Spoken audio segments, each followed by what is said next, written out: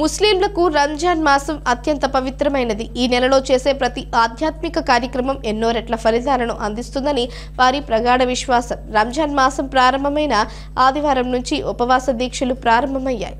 రంజాన్ దివ్య ఖురాన్ భూమిపై అవతరించిన మాసంగా భావిస్తారు. ఈ నెల మొత్తం ముస్లింలు భక్తి శ్రద్ధలతో కఠిన ఉపవాస దీక్షలు ఆచరిస్తారు. ఈ నెలలో సఫిల్ చదివితే ఫరజ్ చదివినందుగా అంటే 70 సార్లు నమాజ్ చేసిన పుణ్యం వస్తుందని ముస్లిం గ్రంథాలు ప్రబోధిస్తున్నట్లు మత పెద్దలు పేర్కొంటున్నారు. నేడు బద్వేల్ మున్సిపాలిటీ పరిధిలోని ముస్లిం సోదరులు మసీదుల్లో నమాజులు ప్రారంభించారు. ఈ సందర్భంగా ముస్లిం మత పెద్దలు ఏసియన్ న్యూస్ తో మాట్లాడుతూ माशाअल्लाह कल जो है हमारे रमज़ान का चांद नज़र आ गया है। अल्हम्दुलिल्लाह सब लोग जो है कल रात में तरावी भी पढ़े हैं और आज जो है हम सब पूरे दुनिया के अंदर बल्कि अक्सर हिंदुस्तान के अंदर आज सबका जो है पहला रोज़ा है। माशाअल्लाह सब मुसलमान मर्दें औरतें सब लोग जो है आज रोज़ा रखे हैं।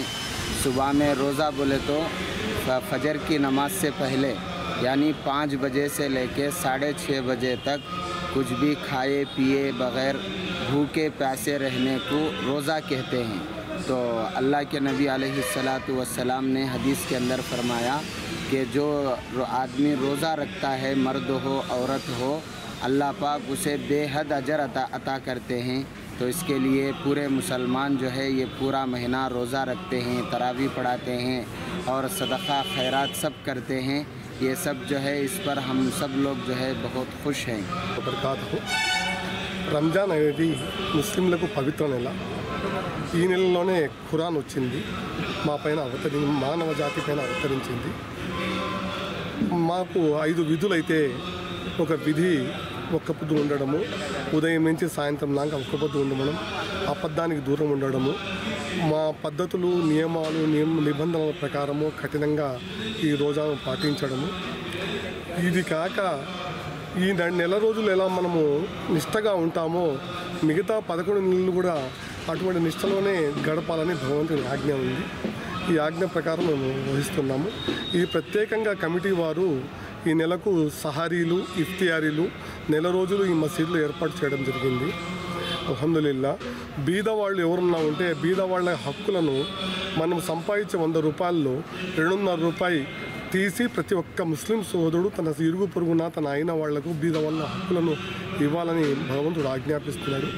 దాన్ని తూచా తప్పకుండా పాటిస్తారు. ఇంకా ఎక్కడన్నా కొన్ని ఇబ్బందుల వల్ల కొంతమంది చేయలేని పరిస్థితులు ఉంటే వాళ్ళు కమిటీ వాళ్ళకి తెలిపితే కమిటీ వాళ్ళు వాళ్ళ హక్కులను చేర్పిస్తారని సవినయంగా కోరుకుంటున్నాం. Thank you. అస్సలాము అలైకుం రహమతుల్లాహి వబరకాతు. అల్లా దయ వల్ల రంజాన్ మాసం వరకు మమ్మల్ని అందరినీ బ్రతికించినందుకు అల్లాకు చాలా కృతజ్ఞత తెలుపుకుంటున్నాము. ఎందుకంటే పోయిన రంజాన్లో ఎంతోమంది మానవులు ఉన్నారు, ఈ రంజాన్కు చూసేదానికి లేదు వాళ్ళకు. మేము దానికి దేవుడికి చాలా కృతజ్ఞతలు తెలుపుకుంటున్నాము. అల్లా దయ వల్ల రంజాను మాసం అంటే ఆకలి దప్పులు ఉండడం వల్ల పేద ధనిక వర్గానికి వ్యత్యాసం తెలుస్తుంది. ధనిక వర్గంలో ఉన్నవాళ్ళు ఎప్పటికీ ఆకలి దప్పులను చూడరు. పేదవాడి ఆకలిని తీర్చాలనే ఒక ఇదితో పేదవాళ్ళకు సహాయం చేస్తారు. ఈ మాసంలో ముఖ్యంగా ఉపవాసం ఉండడం ఆకలిని దప్పులను నిలుపుకోవడమే కాకుండా చెడు పనులకు దూరంగా ఉండి ఒక కంటి చూపుతో కానీ ఒక చెడు నడవడిక కానీ చేయకుండా ఎంతో మానవత్వం చూపించుకుంటూ మానవత్వంతో ఇతరులకు సాయం చేసే గుణము దీన్ని పెంపొందించుకోండి, ఇతరులకు కూడా సాయం చేయాలని చెప్పి ఈ మాసం యొక్క ప్రత్యేకత. ఈ మాసంలో మా ప్రెసిడెంట్ గారు చెప్పినట్లు ఇక్కడ సహరీకి ఇఫ్తియార్కి అంటే తెల్లవారుజామున ఉపవాసం ఉండుటకు, ఉపవాసము సాయంత్రం విడిచిపెట్టుటకు రెండకు ఇక్కడ మేము సౌకర్యం కల్పించినాము. కమిటీ తరఫున అందరూ వచ్చి ఇక్కడ పలహారాలు అయితేనేమి భోజన సౌకర్యం అయితేనేమి అన్ని విధాల అందరూ ముస్లిం సోదరులు కమిటీకి సహకరించి అందరూ కూడా చేసినారు. ప్రతి ఒక్కరికి ధన్యవాదాలు తెలుపుకుంటూ ప్రతి ఒక్కరూ వచ్చి ఇక్కడికి వచ్చి సహరీ ఇఫ్తియారాలు చేసుకోవాలని ప్రజలందరికీ తెలుసుకుంటూ మరొకసారి అందరికీ రంజాన్ మాసం యొక్క శుభాకాంక్షలు తెలుపుకుంటూ అస్సలాము అలైకుం రహమతుల్లాహి వబరకాతుహు.